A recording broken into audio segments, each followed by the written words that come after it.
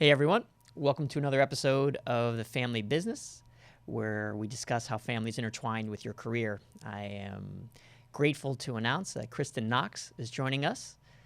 Kristen, say hello. Hey, good afternoon, everyone. Yeah. Thanks so much for coming on. I've always been a big fan of how you balance your family and your work, so I thought you'd be a great person to discuss on this particular platform. Could you take a second and just give a quick 1 minute on who you are and what you're doing at the moment in medical device? Sure. So my name is Kristen Knox. I am the Senior Vice President and General Manager for Assist Medical Systems. We're based in Eden Prairie, Minnesota, and we are focused on cardiovascular health and really bringing the information to physicians to make decisions for care in the cath lab. That's what we're focused on. We're not looking at bringing the intervention to market with a new stent. We're looking at really delivering the appropriate information so the physician can provide the best care to the patient in the cath lab setting.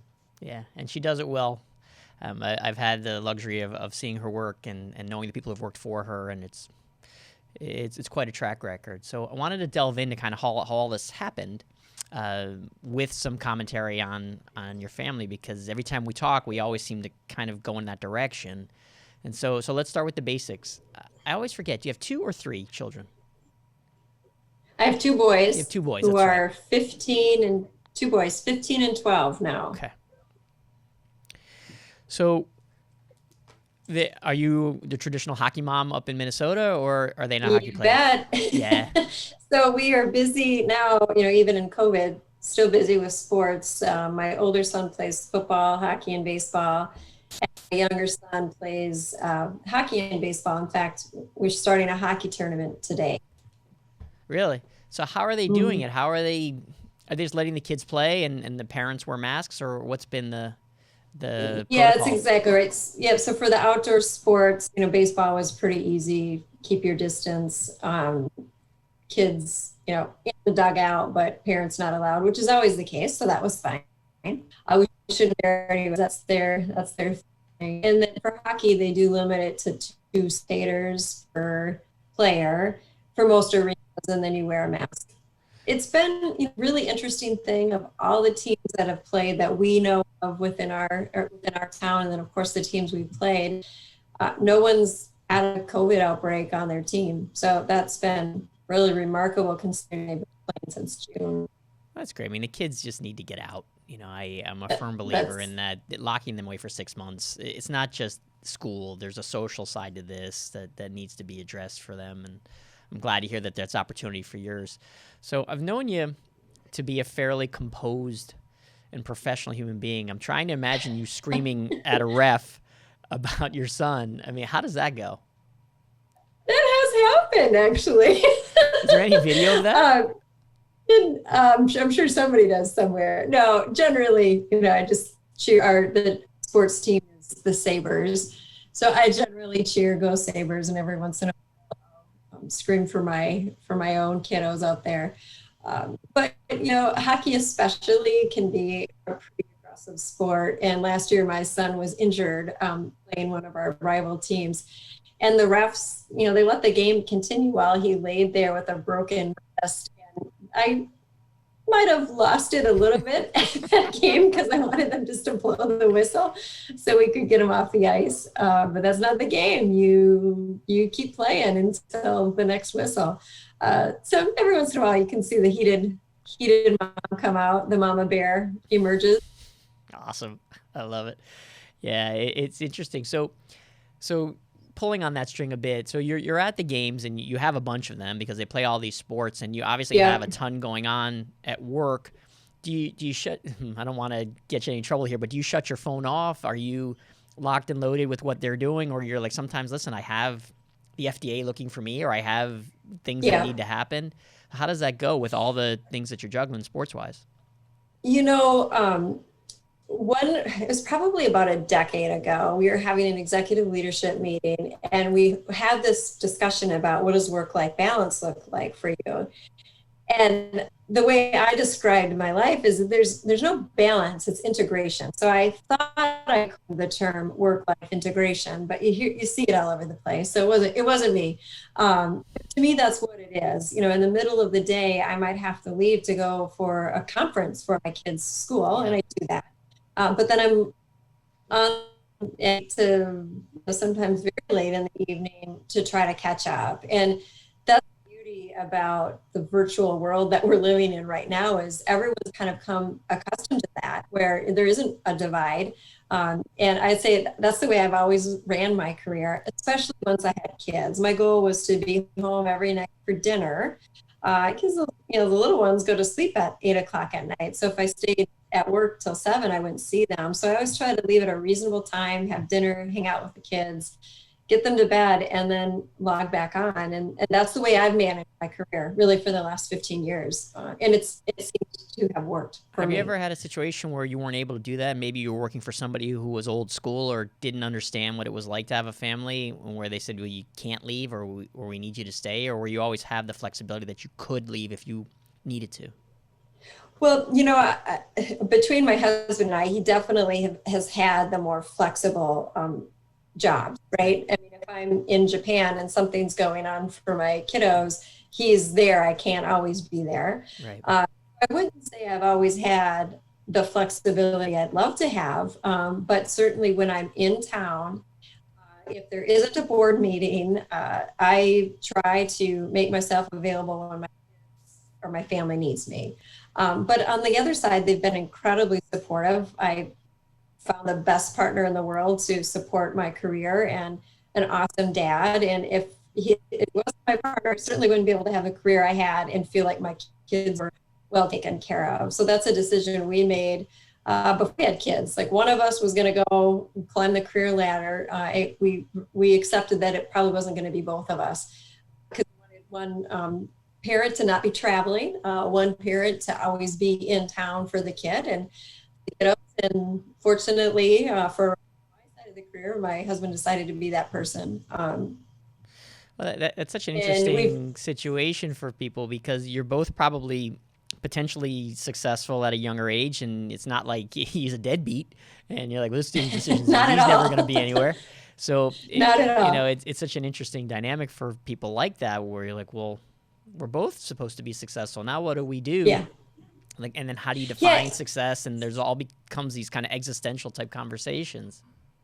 That's right, and he has a terrific career. He works for a family-based company here in Minneapolis, but the benefit of his job is he doesn't have to travel. Okay. So that was the big dividing line for us. Is he was in pharmaceutical sales for many years, and once you move to district manager, you're basically never home. Yeah.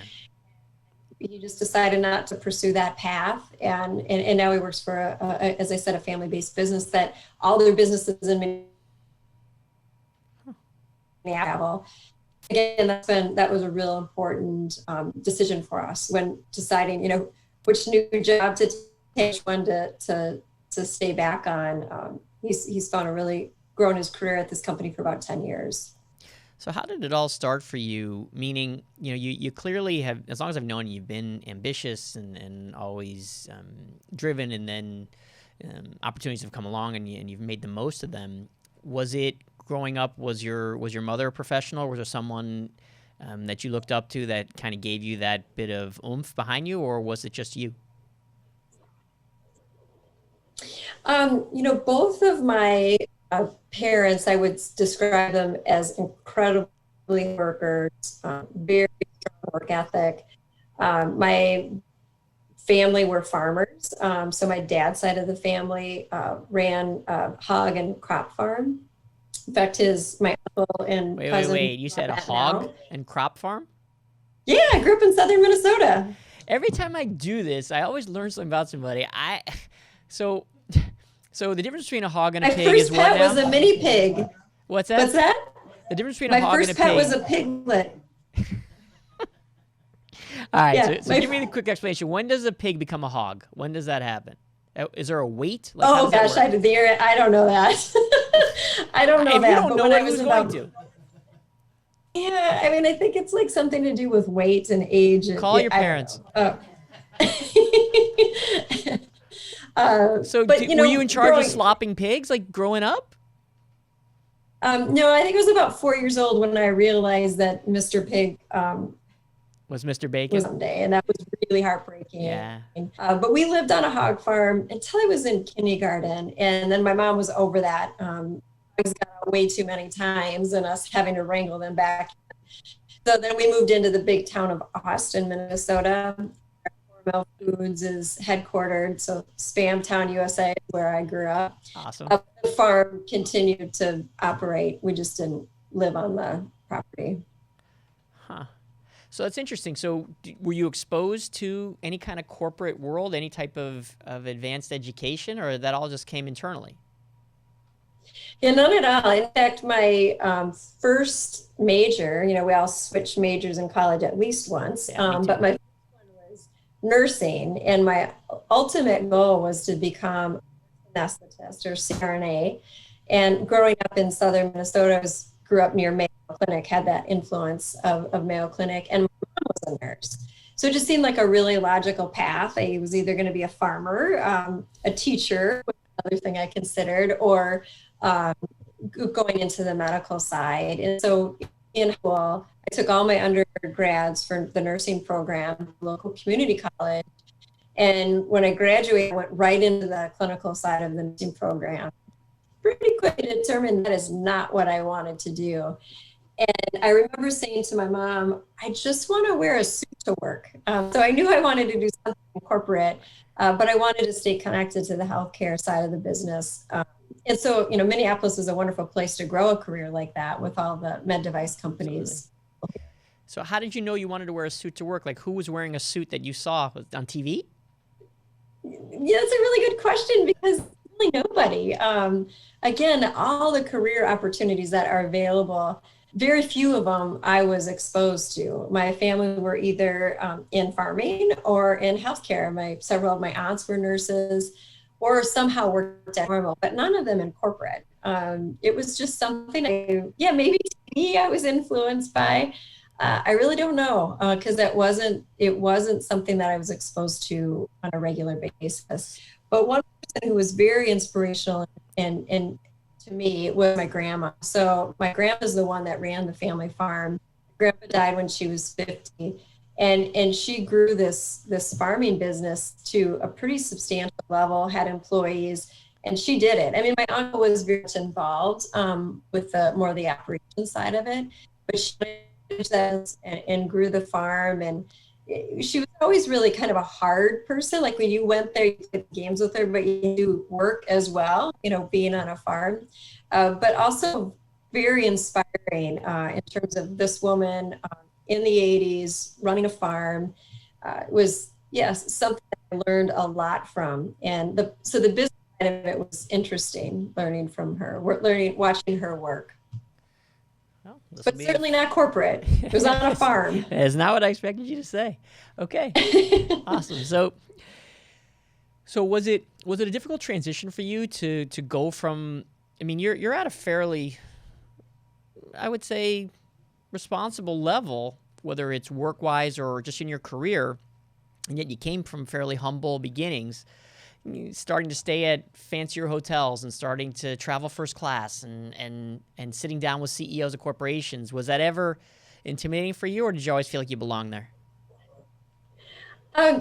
So one of my great mentors in my career, his name is Bert Harmon. I worked with him early in my career, and then he brought me on to another organization called Data Science International. But I remember saying to him, at what point do you stop feeling like, for me, the 4-year-old in pigtails and cowboy boots running around the farm? And he said many wise things to me, but he always said, never forget where you came from. And it was very strange. I remember being at Mayo Clinic and going out, we were traveling in Chicago for work, and my lunch was like $43 because it was downtown Chicago. And I was like, I mean, that's as much as I spend on food for a week. Like, spend that on lunch. But I think I just took it in stride and saw it as an opportunity to have different worldly experiences. But I really try, I always shop for things on sale. I do try to those roots that parents instilled in me to be concerned, give back whenever you can, but also enjoy life, enjoy the opportunities that have been given to you, and make the most of them. So here's something that I struggle with is my kids are not growing up the same way I grew up, and your kids are clearly not growing up the way you grew up. So how do you keep them grounded? Well, my husband and I talk about this all the time. I mean, he grew up in a family of four boys. His dad was a teacher. His mom stayed home. So also very humble background, very strong roots in family, and again, giving back. And we do talk about this often. My 15-year-old is golfing every day, taking the golf out. Like, wow, I would have loved to do that when I was 15. I was working already. But we do, so we talk about that and how do we give back. So we do try to get them involved in a number of give back things. Like, for example, during COVID, my older son and I have delivered groceries That's great. to whoever needs them as part of a local organization here in Shakopee. Again, just to get that idea ingrained in them of always give back. They have chores they have to do. They have to clean their room. We have a cabin, which is a very Minnesota thing to do. We do have 10,000. And we do our own lawn. We do all of that stuff. We put our own dock in. We put our own lift in. And it's hard work. But what we keep saying to ourselves is, if we just have someone do all of this stuff, we're not showing our kids anything. There's hard work and everything that you do. So we really try to do almost everything ourselves. We're really do-it-yourselfers, and sometimes it takes us a little longer to get things done that way. But first of all, we like that. We like to get active and have our hands in things. But second of all, it's how we grew up. We didn't have people come do things for us. Our parents figured out how to get them done. But it's a really difficult challenge because I've had a paper out when I was 12. I got a job at a restaurant when I was 14. I basically worked pretty much my whole life, and my kids just aren't having that same type of experience. Yeah, you almost have to come at it from a different tack. Instead of like you and I, where we saw what other people had and we wanted it, the kids now have to say, this is what we have. Do you want to have this as well? And this is what we did to get there, because I don't have a business to hand you, at the moment. And so, you can't hand them ASIST at this point. And so hopefully they see all of this and they say, okay, my parents knocked themselves out. I'll do the same. Clearly it can be done. And so hopefully it's rubbing off. I imagine do you talk business with them, or how does that conversation go? All the time. Yep. And they see us working, they're well, actually two of them, one's golfing, one's at hockey, but they'll come in, they see us working. We talk about different business strategy with them to just see what would you think about this and how would you handle it? So they're as much more exposed to the business world, certainly, than I ever was. Yeah, I found that talking about money early on is important. I'd read that somewhere. My family never really talked about money at all, and it just didn't come up. I knew we didn't have much. That I knew, but anything else, had no idea. No one ever talked about how much money something costs, or how much money somebody makes, or how much money do we have in the bank, and those kinds of things. Probably would have been a very short conversation in my house, but I still, now both my kids, we talk about everything. I let them see the bill at every restaurant and let them figure out the tip and say, okay, what do you guys think? And it seems to help. I don't know if you do the same, but I've been doing that for a while now. We do too. And one of the things we've talked a lot about since we've been home is the stock market, and just explaining how it works and how companies can go out and raise money to invest in the future, and following this market pretty quickly or pretty closely through COVID, once we have a personal interest in what's happening there. And we also had them a couple stocks that they want to invest in, and they did a little research, and so that's been fun. Another way to talk about money and really how the way the world works with them. Yeah, I think that's important. I think also because you have a distinct advantage in that you just have so much more exposure to financial markets, and you understand options and RSUs and things that maybe Yeah. most people are like, listen, I don't even know what RSU stands for. And so you have a distinct advantage in giving them insight to that. So I know a bit about your time at Data Sciences. You had a significant ascension there. I'm curious what that felt like when you finally were kind of given the reins and were running everything there. It must have been pretty heady, but it was well deserved at the time. You mentioned that he was kind of a mentor to you. How did that whole transition go? Yeah, when you look back at decisions you've made in your careers, some you made some good decisions, you made some decisions like, that could have gone a little bit better. But I think one of the best decisions I made was going to work for a company called Ottobock Healthcare. So this is way back in early 2000s. And I started working for this German-based prosthetic company, 25 years old. And at the time, we had this high technology product that was new to the market and really $0 with that organization. We needed to get Medicare reimbursement. We needed to change how prosthetists thought about prosthetic care. Just the whole thing. It is like a startup, but with the funding of a 100-year-old business. And there's where I really cut my teeth on learning about market development, working with all these government agencies. We worked a lot with the Department of Defense. Returning soldiers wanted access to our technology. And there's where I met Bert Harmon, as I mentioned earlier. He was the CEO of the US division at the time. So I had a ton of fun there, grew the business, and after it was about 70 million for this new technology. And then went my separate ways from that company, and then ended up at an organization that just wasn't the right fit for me. And about the same time I was looking to move on from there, I had left Ottobock and went to this company called Data Sciences International. He called me and asked me if I'd be interested in coming to work for him. And I pretty much said yes on the phone with not knowing a lot about the company. And the idea of working for this mentor again and learning from him in a different role in a new industry was something I really couldn't turn down. And it turned out to be the second best decision I made in my career, I think. And the reason that he was brought in, and subsequently why he brought me in, was to get this organization ready for an exit. They had investors since early 2000s. And at this time it was 2011, and they were tired. They wanted out. And so we needed to do some things to get the company ready for a sale. And we did that. We hired a banker. We went on this mission to sell the organization. Meanwhile, he had been very clear with the board of directors that he only wanted to stay until 2016. So June 30th, 2016, that was his retirement date, regardless of what happened with the transaction.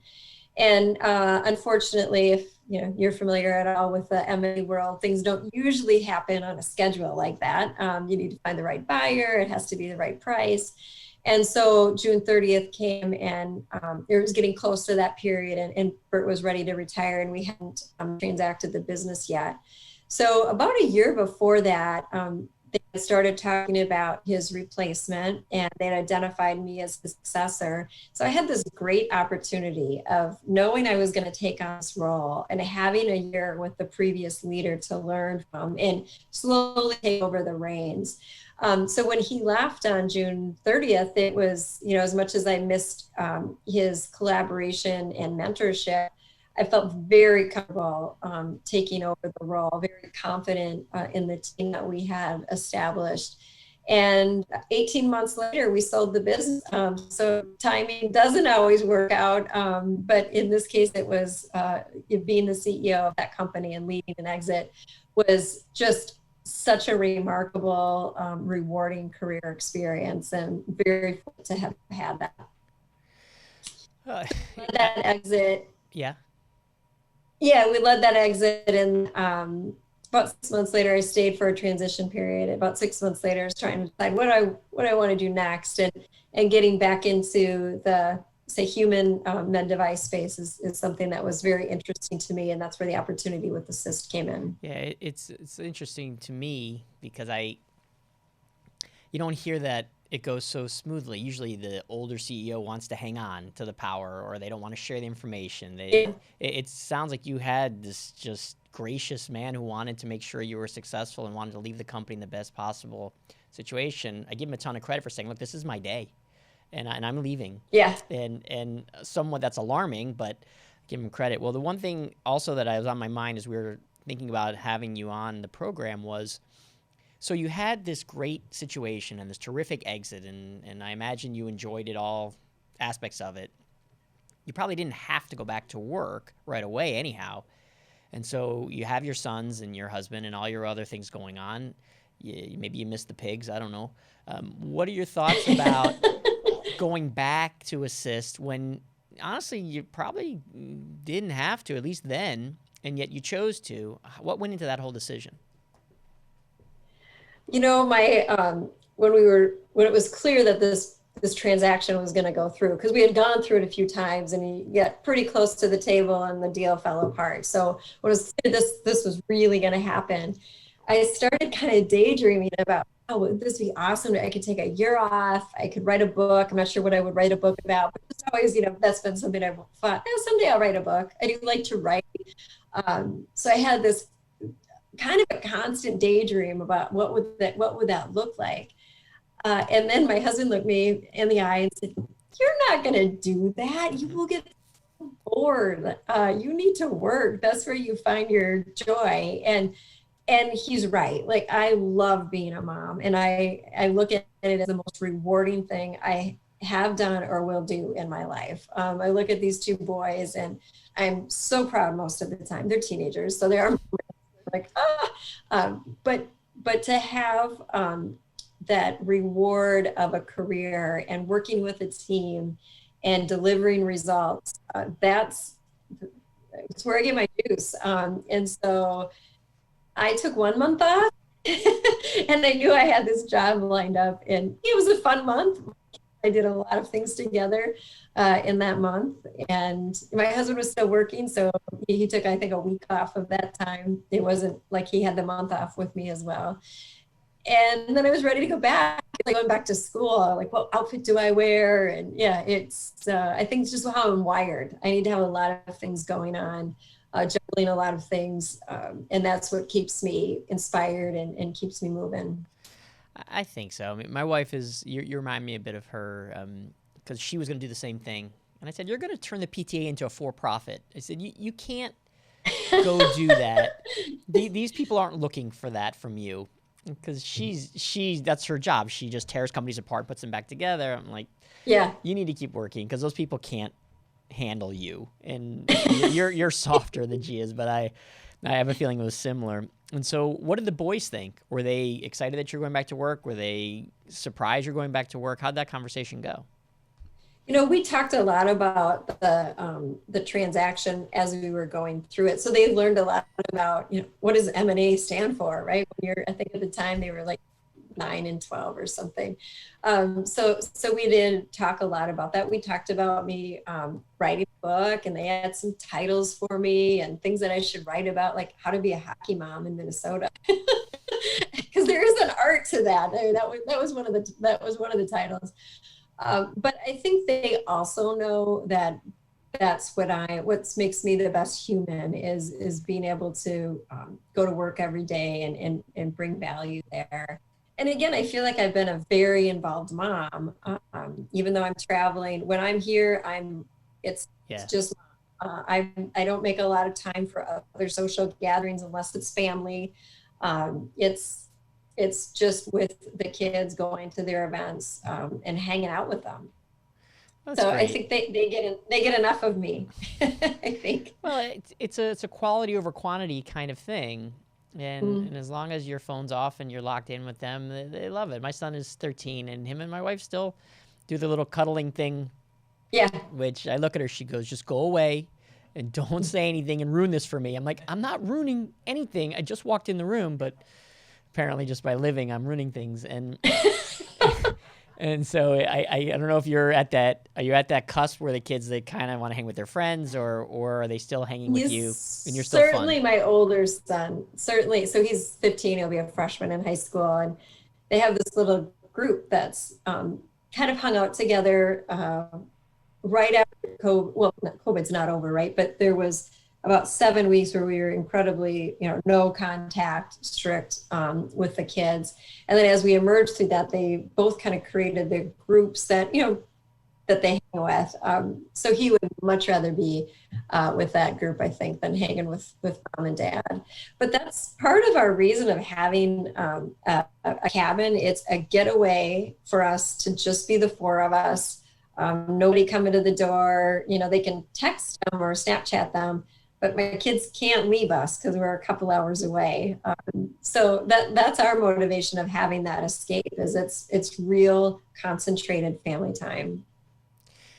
You do it all in such a way that it almost seems, and I know you're going to laugh when I say this, but it seems awful effortless, because when I talk to you, you never get heated. I don't ever hear any stress in all the times we've talked about this stuff. And I know there are stories that we haven't talked about where you're running through airports and making sure you're home on time for certain things. And Yes. I'm sure driving through traffic in the middle of the snow because you have to get to somebody's hockey game. And so there are many times I've shown up at a game with a suitcase after an international trip. If I can make it for 20 minutes, Uber driver, drop me off at this random arena. We've done that lots of times. And they remember. I mean, I coach a ton of youth sports, and I can assure you that the kids look to the sideline in the stands to see their parents. They absolutely do. They'll pretend like they don't because they don't want to look like that in front of their friends, that they need to see their mom. But believe me when I tell you, we talk about it privately in our huddle, and I poke fun at them like, your mom's watching. I'm like, shut up, coach, I'm playing.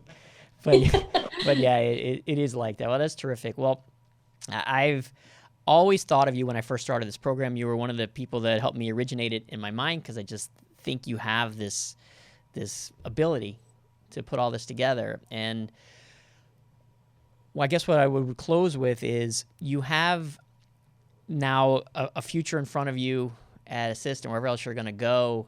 And as the boys get older, I'm curious what you think about the next steps for you, meaning they're going to start heading towards college, and you get another chance maybe to start another book or whatever you're going to do.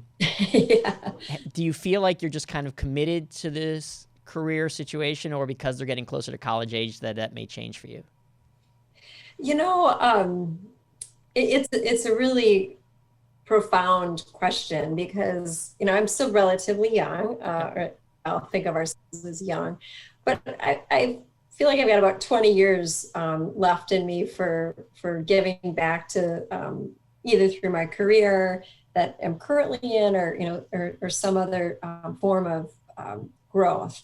I always, as long as I'm learning and growing, I feel very fulfilled, and also giving back in terms of leading with passion, and I really care about the team members that I work with, and it's totally a cliche, but it doesn't feel like work, because we have great products. We're doing meaningful things for cardiovascular health, and I work with a really great team of people, so it's fun.